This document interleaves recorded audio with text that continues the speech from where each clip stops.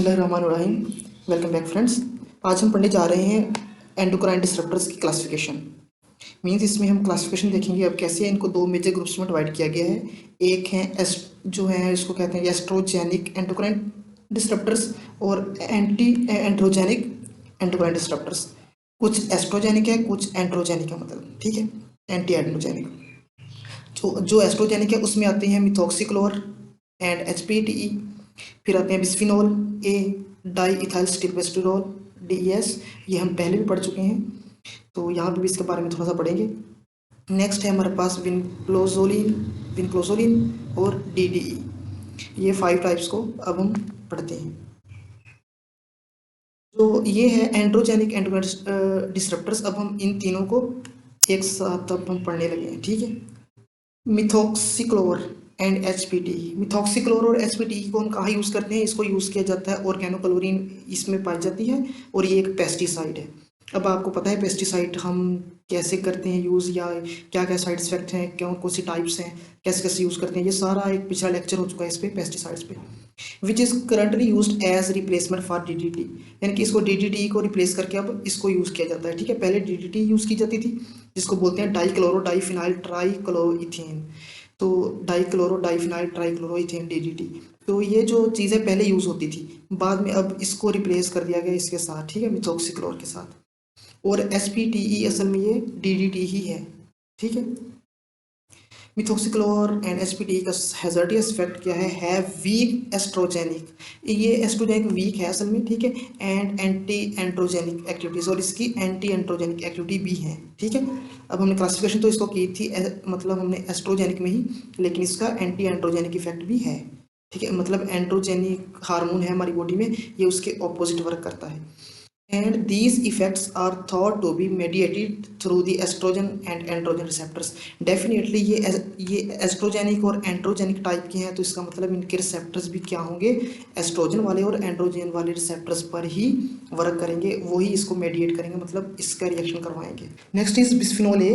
बिस्फिनोल ए को हम कहाँ यूज़ करते हैं? इसको यूज़ करते हैं पॉलीकार्बोनेट प्लास्टिक्स बनाने के लिए, रेजन्स बनाने के लिए, बॉक्सी रेजन, फूड वगैरह, ड्रिंक पैकेजिंग वगैरह में यूज़ किया जाता है।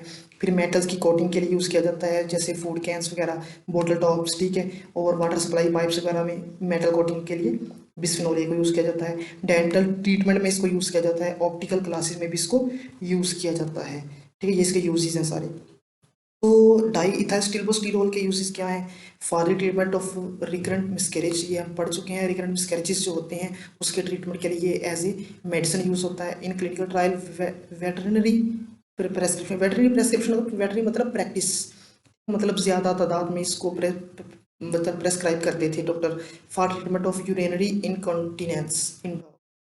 यूरिनरी इनकॉन्टिनेंस बोलते हैं कि जो जैसे जो मेल होता है या फीमेल होती है, जो बड़ी होती है, मतलब आफ्टर प्यूबर्टी, तो उसके अंदर एक कंट्रोल आ जाता है यूरिन पर, ठीक है। तो जब यूरिन पे कंट्रोल ना रहे, ठीक है, लीकेज होती रहे, उसको बोलते हैं यूरिनरी इनकॉन्टिनेंसी। ये देखिए, ये है यूरिनरी इनकॉन्टिनेंसी असल में, ठीक है। यहाँ से ये क्या हो रही है, लीकेज हो रही है। तो ये लीकेज क्यों हो रही है? क्योंकि ये स्फिंक्टर लूज हो जाता है, स्फिंक्टर के लूज होने से लीकेज होती रहती है, इसको बोलते हैं इनकॉन्टिनेंसी। ये नॉर्मल है और ये इनकॉन्टिनेंट है। For the treatment of advance breast and prostate cancer, breast और प्रोस्टेट कैंसर के लिए भी इसको एज ए टैबलेट यूज किया जाता है। नेक्स्ट है हमारे पास एंटी एंड्रोजेनिक एंडोक्राइन डिसरप्टर्स। इसमें आते हैं विनक्लोजोलिन और डीडीई। विनक्लोजोलिन और डीडीई ये दो इसकी टाइप्स हैं। अब देखते हैं विनक्लोजोलिन का क्या यूज़ है। इसको, ये एक फंगिसाइड है असल में। ये क्या है? जैसे पेस्टिसाइड होती है ना, ऐसे फंगिसाइड होती है, फंगस को डिस्ट्रॉय करने के लिए, मारने के लिए होती है। और ये कौन कौन सी फंगस को, जो कि ना बोट्राइटस स्पीशीज, स्क्लेरोटोनिया स्पीशीज, और अदर बहुत सारी मोल्ड्स वगैरह को, ब्लाइट कॉजिंग ऑर्गेनिजम्स। अब ये ब्लाइट्स क्या होते हैं मैं अभी बताता हूँ आपको। बाद में रेस्पबेरीज, ऑनियंस, सक्यूलेंट बीन्स, और ये सब चीज़ों पर जो है ना, मोल्ड वगैरह का या फंगस का इफेक्ट ख़त्म करने के लिए इसको यूज़ किया जाता है। फिर बाद में ये जो टर्न ऑफ ग्लोफ कॉर्सिस, ये जो चीज़ है, ये क्या है? ये असल में ग्रीन लैंड है, जैसे घास वगैरह, ठीक है, यानी ग्रास पर इसकी स्प्रे की जाती है, जिससे वहाँ पे अगर कोई फंगस हो तो उसको ख़त्म कर दिया जाए। ऑर्नामेंटल प्लांट्स पर इसकी स्प्रे की जाती है, ताकि ये मतलब वहाँ पर फंजाई वगैरह को ख़त्म कर सकें। अब ये देखें, ये जो चीज़ है, ये क्या है? ये जो ऊपर निशान से बनी हुई है लीफ के ऊपर, ये असल में है ब्लाइट्स। ये ब्लाइट कॉज हुए हैं, ये ब्लाइट कॉज करते हैं बैक्टीरिया वगैरह, बहुत सारे बैक्टीरिया से जो ब्लाइट कॉजिंग है। तो बैक्टीरिया वगैरह ब्लाइट कॉजिंग ऑर्गेनिजम्स इसलिए लिखा है यहाँ पर, फंगस नहीं लिखा है। ऑर्गेनिजम्स, ब्लाइट कॉजिंग ऑर्गेनिजम्स मतलब वो बैक्टीरिया है कुछ, तो उसके लिए भी इसको यूज़ किया जाता है। ठीक है, नेक्स्ट है DDE, another compound processing anti androgenic activity. इसके अंदर भी एंटी एंड्रोजेनिक एक्टिविटी पाई जाती है, जो कि DDT मेटाबोलाइट्स जो के काम करते हैं। वो क्या है, 1,1-डाईक्लोरो 2,2-बिस इथाइलिन, जिसको क्लोरोफिनाइल भी बोलते हैं, या 2,2-बिस क्लोरो इथाइलिन।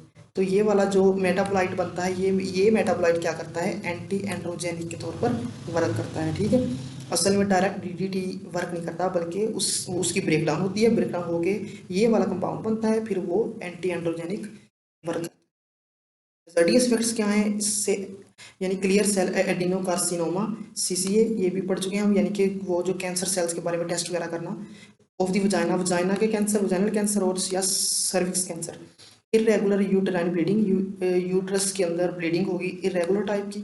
फिर बाद में रिकरेंट अबॉर्शंस होंगे, इंट्रा यूटेराइन ग्रोथ होगी जो रिटार्डेड होगी, यानी कि यूट्रस के अंदर बेबी ग्रोथ रिटार्ड होगी, अच्छी ग्रोथ नहीं होगी।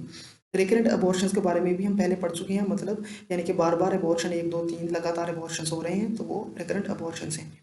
Abnormalities with in the reproductive cardiovascular, यानी कि रिप्रोडक्टिव सिस्टम में कार्डियोवेस्कुलर सिस्टम, कार्डियोवेस्कुलर मतलब हार्ट और ब्लड वेसल का सिस्टम, न्यूरो एंडोक्राइन सिस्टम्स के अंदर और इम्यून सिस्टम के अंदर एबनॉर्मेलिटीज आ जाती हैं। ठीक है, अब हम इससे बच कैसे सकते हैं, इसके प्रिवेंटिव मेजर्स भी हैं कुछ, ताकि हम ये जो एंडोक्राइन डिसरप्टर्स हैं इनसे हमने बचना भी है। Eat lower on food chain, food chain बस जैसे ग्रास, फिर आगे आते हैं ग्रास को खाने वाले मतलब primary consumers, secondary consumer, tertiary consumers. तो हमें चाहिए कि हम जितना हो सके मिनिमम लेवल पे रहें और उस वक्त खाएं। ठीक है, मतलब डायरेक्ट खाएं अगर उसको प्लांट को, तो रहेगा। और डीप वाटर फिश को खाएं, ये जो फिशेज हैं, स्वॉर्ड फिश, टोना फिश, शार्क, ठीक है, और फार्म रेस्ड फिशेज, ये सारी की सारी मतलब सरफेस वाटर फिशेज होती हैं। तो हमें डीप वाटर फिशेज खानी चाहिए इन चीज़ों से बचने के लिए। इन जनरल सब जो हमें नेचुरल प्रोडक्ट्स यूज़ करने चाहिए बजाय कि सिंथेटिक प्रोडक्ट्स के। ठीक है, ये लाइन आप लोग खुद मेरी वीडियो पॉज करके आप लोग पढ़ सकते हैं।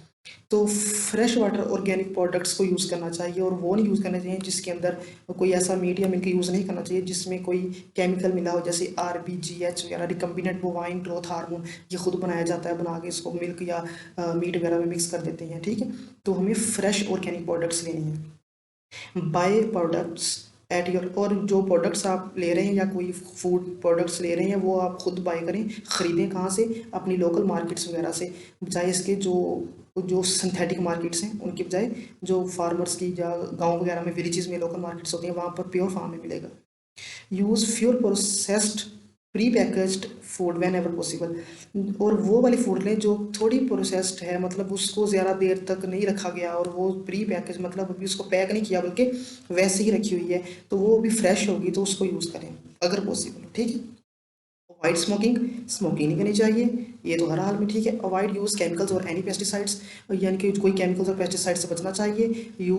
अवॉइड यूज़ मेकअप, ये स्पेशली गर्ल्स के लिए। अब पता नहीं मेरी इस चैनल पे या इस वीडियो पे कैसे कैसे कमेंट्स आएंगे। ये मेकअप की बात आ गई, hair sprays and colouring products और नेल पॉलिश, ये जो हेयर स्प्रेज और होते हैं, कलरिंग प्रोडक्ट्स होते हैं, नेल पॉलिश वगैरह होती हैं, ये सारी चीज़ें ये असल में हार्मोन डिसरप्टर्स का ही काम करती हैं। तो इस कहता है कि इंजॉय योर ओन बॉडी, अपनी बॉडी को इंजॉय करें, बजाय इसके कि आप मीडिया पे इफेक्ट हो, मीडिया से सीखें कुछ। हर एक इंसान का एक अपना लेवल है, हर एक इंसान को अल्लाह ताला ने, नेचर ने एक खूबसूरती दी है, उस खूबसूरती को इंजॉय करें बजाय कि आर्टिफिशियल। ठीक है, avoid use of strong chemicals, strong chemicals को यूज़ से अवॉइड करें, ग्लूज, पेंट्स वगैरह को, नेल पॉलिश वगैरह को। ठीक है, नेल पर रिमूवर्स, फ्लोर कारपेट क्लीनर्स वगैरह, इनसे यूज़ करें, इनको अवॉइड करें, सॉरी यूज़ नहीं करना। ठीक है, अवॉइड करना।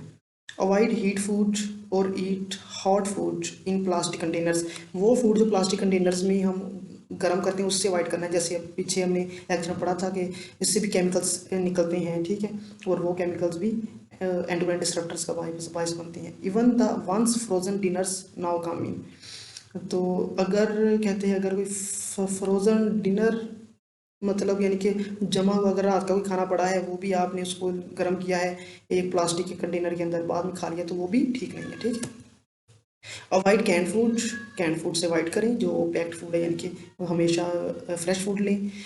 Product with hydrogenated partially hydrogenated fats, olestra synthetic fat substitute. Olestra एक सिंथेटिक फैट सब्स्टिट्यूट है। फैट अक्सर लोगों को होता है कि ज़रा मैं मोटा हो जाऊँ, हेल्दी हो जाऊँ, ठीक है, वो हेल्दी होने के लिए ऐसे प्रोडक्ट्स लेते हैं, तो इनसे भी ज़रा परहेज़ करना चाहिए। Avoid stay in places that smell of chemicals, ऐसी जगह पर भी नहीं जाना चाहिए जहाँ पर डिफरेंट केमिकल्स की स्मेल आती रहती हो। Do not give young children soft plastic toys, और ये वेरी इंपॉर्टेंट है, इसमें क्या है कि हमें अपने बच्चों को प्लास्टिक के टॉयज़ नहीं देने चाहिए, क्योंकि उनसे भी कुछ ऐसे केमिकल्स लीच होते रहते हैं, निकलते रहते हैं, मैं क्योंकि वो बच्चे पानी में खेलते हैं कभी कहीं, तो केमिकल्स निकलते रहते हैं जो एंडोक्राइन डिसरप्टर्स का बायस बनती हैं।